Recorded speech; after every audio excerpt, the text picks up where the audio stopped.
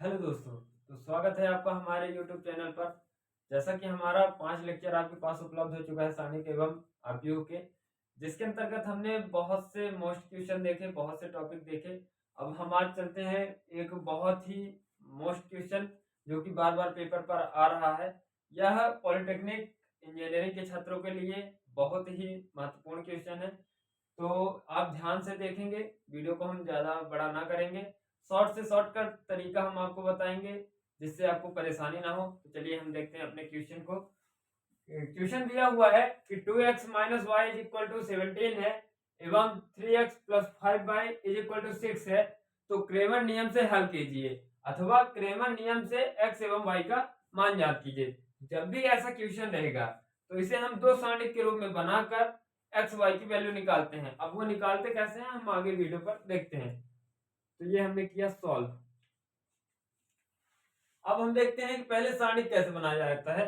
तो सारणिक के लिए हम ये बनाया डेल बराबर दो। एक्स के पहले क्या है हमारे लिए, तो 2, वाई के पहले -1, फिर एक्स के पहले क्या है 3 और वाई के पहले 5। ठीक है दोस्तों, तो इतना आपको समझ में आ गया होगा कि ये कैसे आया है।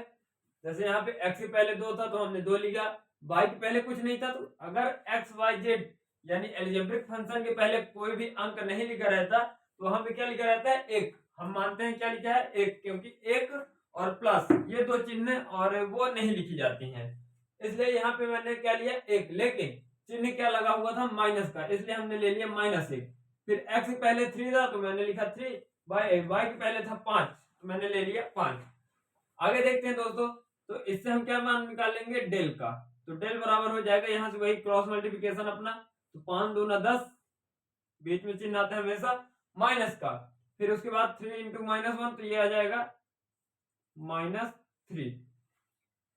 इसका हम एक स्टेप जैसा कि यहाँ पे क्या करेंगे, 2 इंटू 5 -3 इंटू -1। ठीक है दोस्तों, ये समझ में आया होगा क्रॉस मल्टीप्लिकेशन कैसे हमने किया है। अगले स्टेप पर हमको देखते हैं 10 माइनस माइनस प्लस 3, डेल बराबर क्या आ गया 13। अब देखिए यहाँ अगर यहाँ पे डेल का मान 0 आ रहा होता तब तो इसका कोई अस्तित्व नहीं होता, हम सॉल्व नहीं कर पाते। लेकिन यहाँ पे क्या आ रहा है, डेल का मान 13 जो कि 0 से बड़ा है या छोटा है, कुछ भी आए लेकिन 0 ना आए तब उसका अस्तित्व रहेगा। तो यहाँ पे आप लिखोगे कि चूंकि del is not equal to 0 अतः दिए गए प्रश्न का अस्तित्व है। ठीक है दोस्तों, इतना समझ में आ गया होगा कि हमें डेल का मान कैसे निकालना पड़ता है। अब हम आगे देखते हैं कि ये कैसे आएगा। अब हम निकालते हैं डेल वन। डेल वन के लिए हम क्या करते हैं कि जो हम एक्स वाई का वैल्यू लेते हैं, एक्स वाई की वैल्यू की जगह में हम वैल्यू को चेंज कर देते हैं। कैसे, तो ये हमने बनाया सारणिक।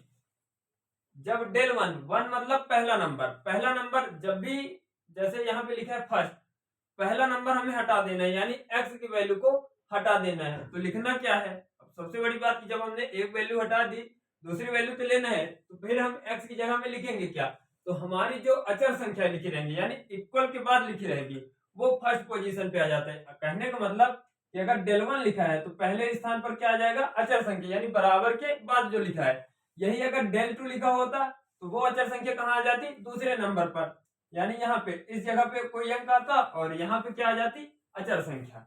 ठीक है दोस्तों, हम आगे देखते हैं यहाँ कैसे। तो ये डेल वन की जगह में यहाँ क्या आ जाएगा 17 और 6। 17 और 6 क्या है, बराबर की इधर जो भी अचर संख्या लिखी हुई है उनको हम पहले स्थान पर ले लें। क्यों, क्योंकि हम निकाल रहे हैं डेल वन। उसके बाद हमने देखा -1 और 5। -1 और 5 ये तब हटेंगे जब हम डेल टू निकालेंगे। अभी हम निकाल रहे हैं डेल वन। डेल वन में अचर संख्या पहले स्थान पर आ गया बराबर, फिर से वही क्रॉस मल्टीप्लिकेशन अपना रहेगा। तो डेल वन आ जाएगा 17 इंटू 5 -6 इंटू -1, तो ये आ जाएगा 85 माइनस प्लस 6। तो डेल वन आ जाएगा 91। डेल वन कितना आ गया 91। अब हम निकालते हैं डेल टू। तो डेल टू बराबर क्या हो जाएगा, फिर से सारणिक बनाएंगे। जितने अंक रहेंगे एक्स वाई जेड, अगर एक्स वाई जेड 3 डिजिट में आता है तो हम डेल 1 डेल 2 डेल 3, हम आगे की वीडियो में ये आपको बताएंगे अगला क्वेश्चन, अभी तो हम छोटे क्वेश्चन से चल रहे हैं। तो यहाँ पे हमने देखा एक्स और वाई दो ही अंक है, मतलब दो ही डिजिट है, दो ही एल्जेब्रिक फंक्शन है, इसलिए हम केवल डेल 1 डेल 2 निकालेंगे। लेकिन अगर यही एक्स वाई जेड 3 फंक्शन में होता, यानी 3 एल्जेब्रिक ग्रुप में होते, तब हम डेल 1 डेल 2 और डेल 3 निकालते। अब डेल 2 के लिए क्या होगा, तो 2 मतलब पहला वाला फंक्शन तो लिखा जाएगा, यानी x की वैल्यू लिखी जाएगी, तो ये हम लिख दिए 2 एवं 3। लेकिन y की वैल्यू अब हट जाएगी, यानी दूसरे नंबर की वैल्यू चेंज हो जाएगी, तो दूसरे नंबर के स्थान पर क्या आ जाएगा, अचर संख्या। ये आ गई हमारी अचर संख्या 17 और 6। वही फिर से हम क्रॉस मल्टीप्लिकेशन कर देंगे, तो डेल 2 बराबर क्या आ जाएगा, 2 का गुणा 6 से किया, ये 2 गुणे 6, बीच में आता है चिन्ह माइनस का, फिर 3 गुणे 17, तो ये आया डेल 2 बराबर 12 माइनस 51, तो डेल 2 का मान कितना आ जाएगा, -39। इतना तो आपको समझ में आ गया होगा कि डेल 1 और डेल 2 का मान कैसे निकाला जाता है। ये चिन्ह परिवर्तन यानी अंकों का परिवर्तन कैसे किया जाता है, बार बार फिर से मैं एक बार बता रहा हूं कि जब डेल 1 निकालेंगे तो बराबर के इस पर जो भी अंक लिखा रहेगा वो पहले स्थान पर आ जाएगा। जब डेल 2 निकालेंगे तो बराबर के उस पार की संख्या दूसरे स्थान पर आ जाएगी। जब डेल 3 निकालेंगे तो बराबर के उस पार की संख्या तीसरे स्थान पर। ऐसे ही जब डेल 4 निकालेंगे तो चौथे स्थान पर, 5 निकाले तो 5वें स्थान पर। ज्यादा से ज्यादा हमारे लिए एक्स वाई जेड 3 ही डिजिट के लिए आती है। अब हम निकालते हैं एक्स वाई जेड की वैल्यू। तो x बराबर होता है, ये सूत्र होता है, आप लोग इसको याद रखिएगा कि x बराबर डेल 1 बटे डेल और y बराबर होता है डेल 2 बटे डेल। ये दो चीज क्रेमर नियम में याद रहे। और डेल z बराबर डेल 3 बटे डेल। ठीक दोस्तों, तो अब हम यहां से निकालते हैं x की वैल्यू। तो x इज इक्वल टू क्या होता है, डेल 1 बटे डेल।